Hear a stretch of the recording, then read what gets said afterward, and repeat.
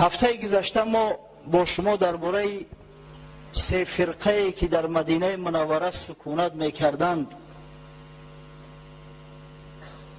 یعنی که پیروان سه دین، معتقدین سه عقیده صحبت را شروع کردیم و درباره مسلمانان و درباره مشرکان مدینه به شما یک معلومات مختصر دادیم و وعده کردیم که انشاءالله هفته آینده از همین موضعی که صحبت خود قد نموده ایم صحبت را ادامه خواهیم داد.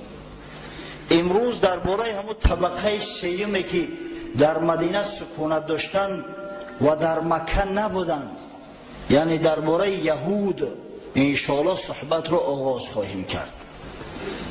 یهود یا بنی اسرائیل فرزندان یعقوب علیه السلام، شما از تاریخ خوب میدونید که اینها در ابتدا در کنعان میزیستند. کنعان نام یک مضافات یک محل است که امروز تابع مصر است، در سرحد بین مصر و شام قرار داشت. بعداً با دعوت یوسف علیه السلام عازم مصر شدند، عصرهای طولانی در مصر زندگی میکردند تا اینکه جور ظلم پادشاهان، جور ظلم فرعون شاه مصر به حد اعلا رسید و عاقبت الامر خداوند متعال توسط پیامبر محبوبش موسی علیه السلام ایشان را نجات داد، بنی اسرائیل را. چرا بنی اسرائیل میگویند؟ بن مثل زبان عربی است، یعنی فرزندان می شود. فرزندان اسرائیل، از بس که تخلص یعقوب علیه السلام اسرائیل بود، پسراش بنی اسرائیل می گفتند. چرا یهود گفتند؟ که بعدها موضع بنی اسرائیل حتی در بسیاری موضع ها اصطلاح بنی اسرائیل به یهود مبدل شد، زیرا یکی از فرزندان یعقوب علیه السلام یهودا اکثر کل پیغمبران بنی اسرائیل از پشت او که خارج شده اند با همه قول یهود، قوم یهود، این قوم معروف و مشهور گشتند. وقتی که موسی علیه السلام ایشان را از چنگال فرعون نجات داد، خارج شدند، آمدند، از بس که بسیار مردم لجوج، سرکش، بدگوهر بدند، موسی که جانشان خریده بود سخن او را گوش نانداختند.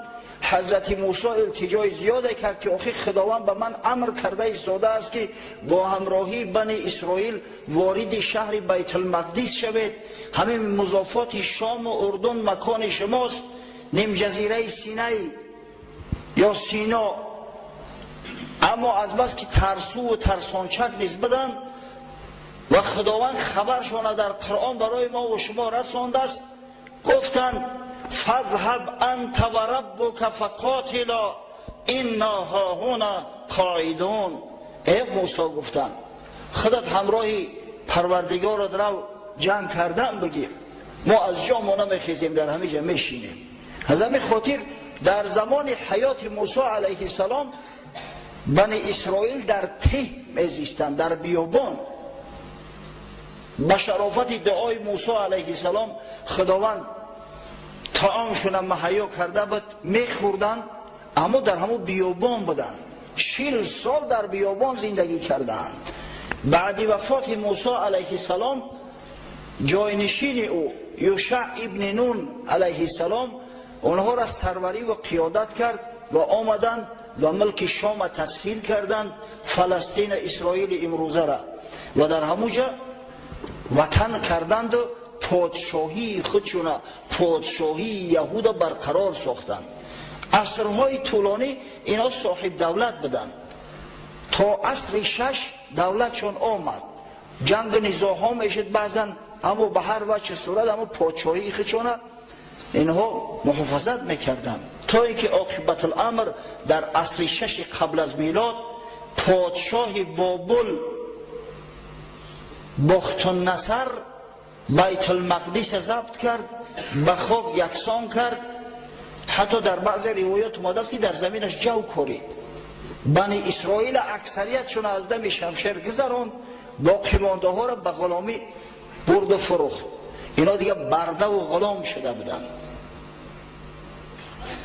در سال 538 قبل از میلاد کوروش کبیر شاه فارس بابل را ضبط کرد و از بس که این مردمی بسیار چالاک و حیله‌گر زیباترین دختری خودشون براش پیشکش کرده بودند و زن کوروش دیده بود و دلش یافته بود و توانست که در باوریش داخل شود.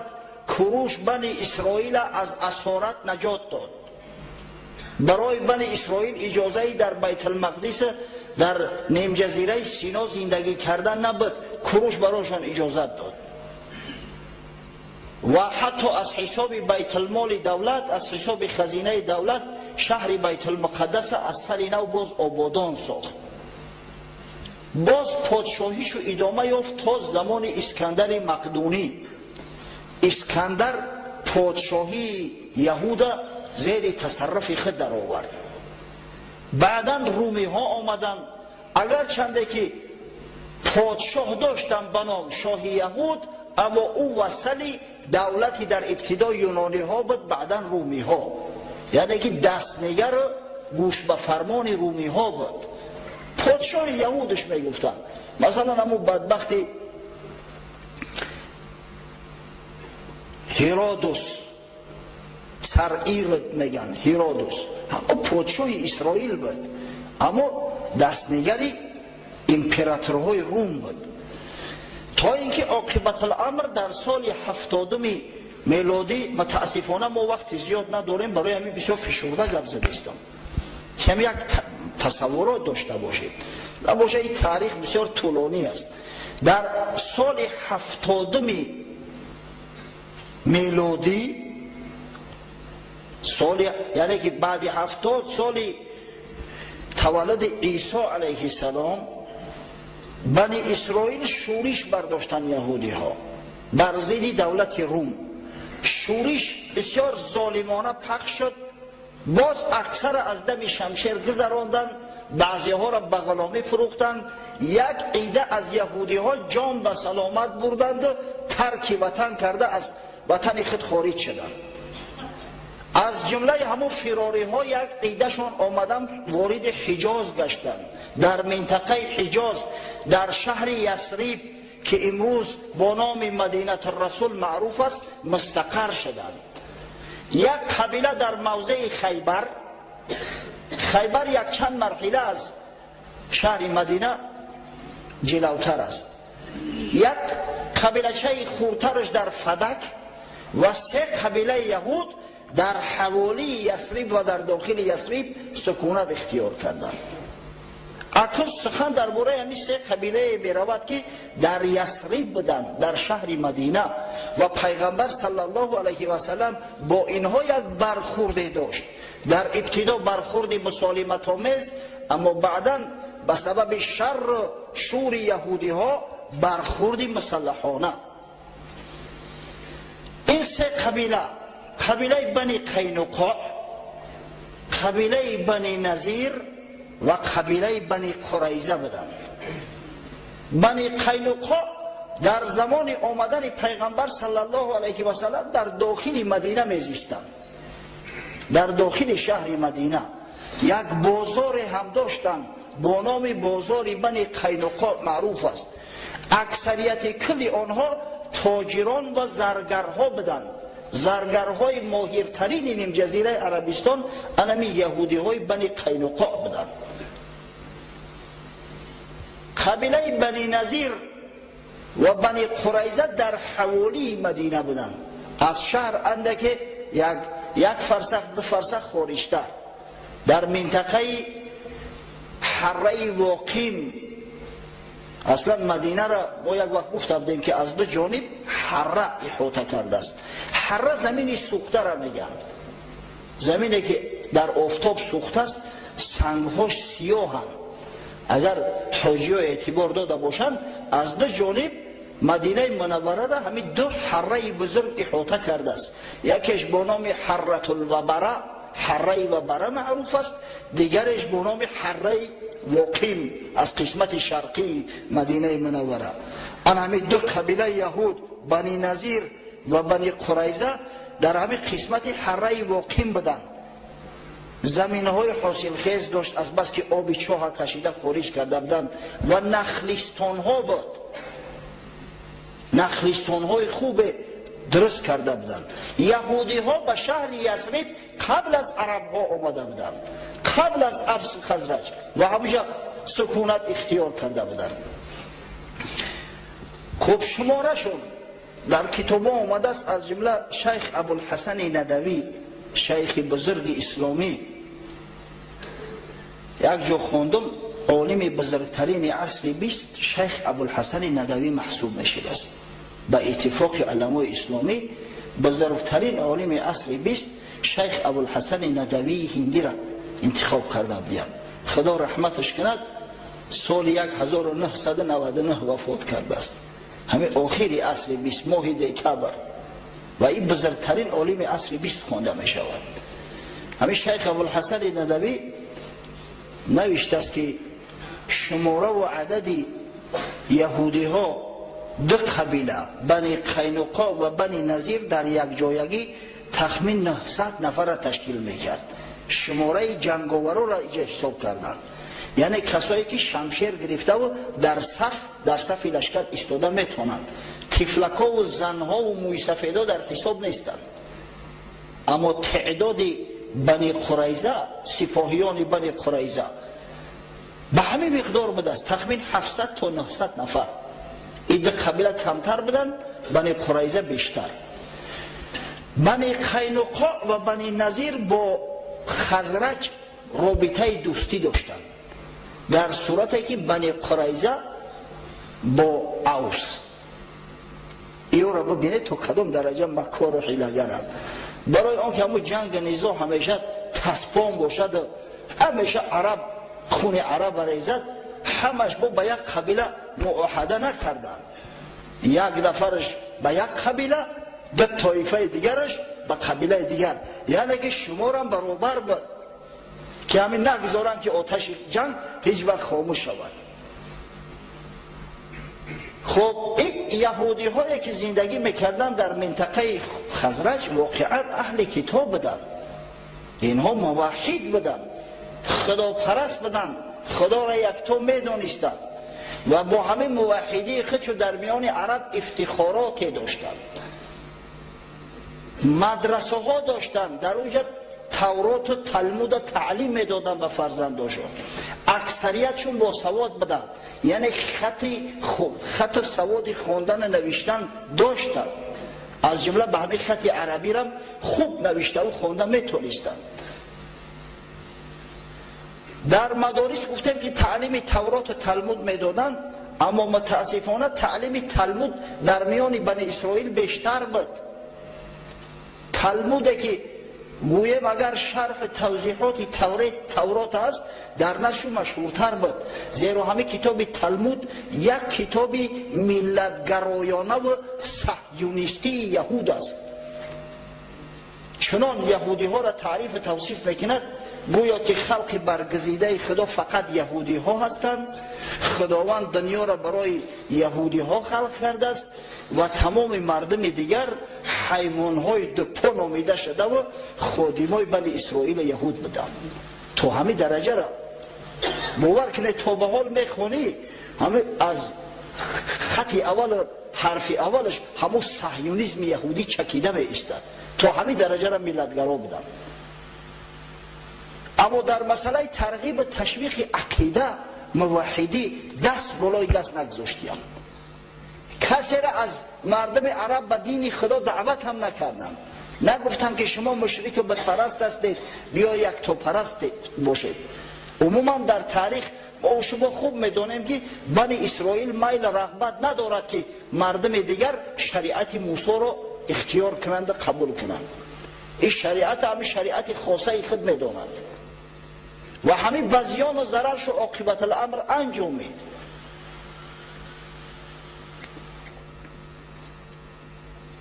اگر چنده که ببینه مردم اهل کتاب بدن، اهل عقیده بدن، اما دست به کارهای منفور میزدن که واقعا نزد تمام اهل کتاب حرام است، از جمله سحر جادو.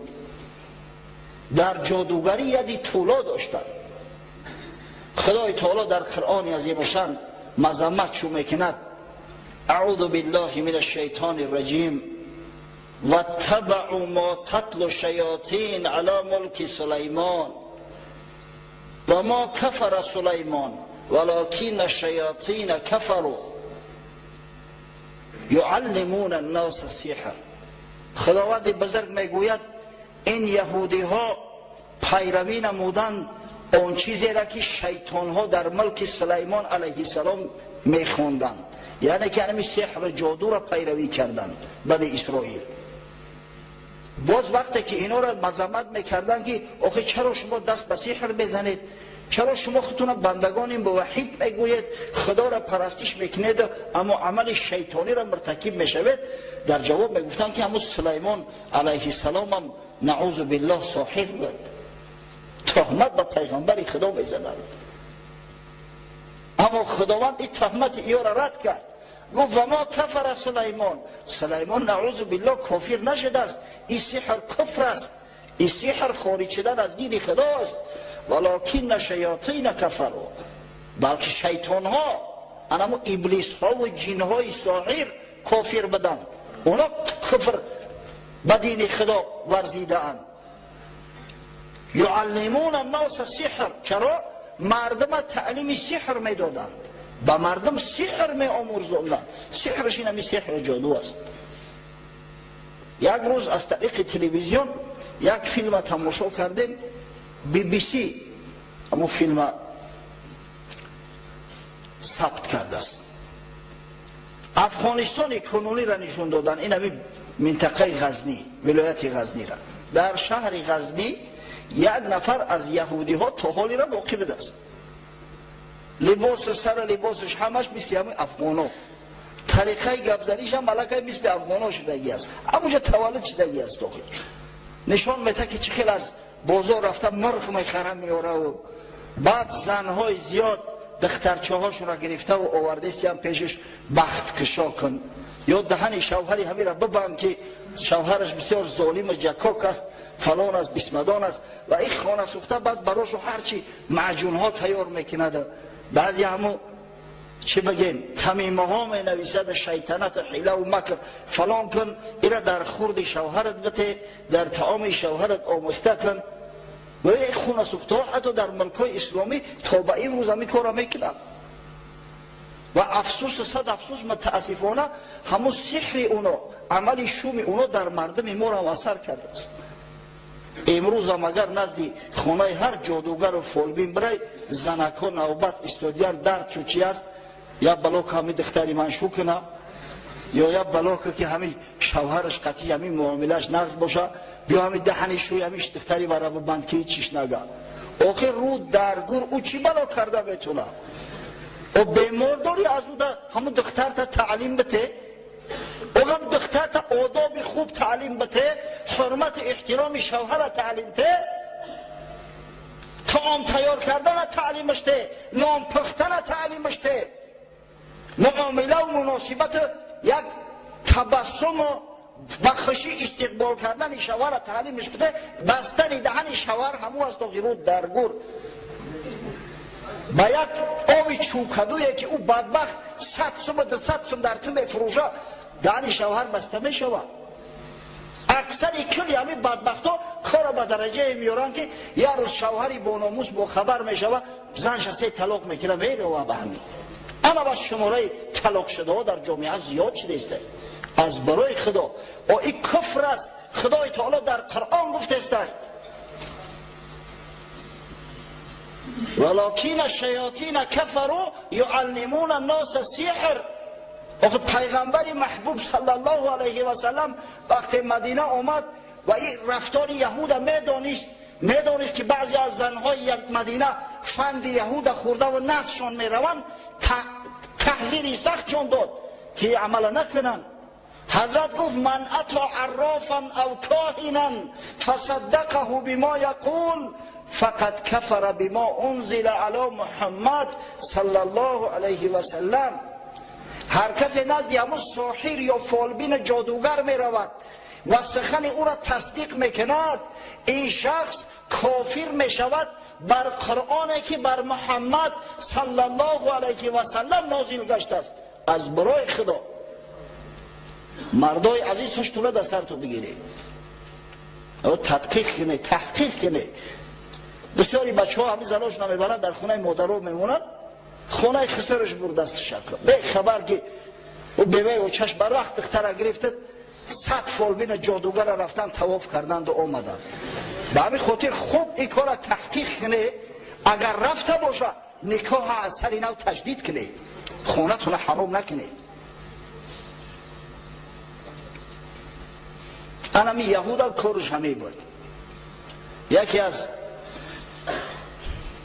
مستشرقای یهود مارگالیوس واقعا نسبت دین مبین اسلام و نسبت محمد صلی الله علیه و سلم بسیار کینه و خصومت دارد بدبخت، اما به حقیقت نوشته است که یهود اسلحه سیاه یعنی سحر جادو رو بر جنگ این همه روبرو مقدم میدانستند. جنگ روبرو نمیکردن، فقط سحر میکردن، جادو میکردن، حیله و نیرنگ میکردن، یا در طعام زهر انداخته و بر راههای ناجوان مردانه دشمنا و رقیبای خودشون از بین میبردن.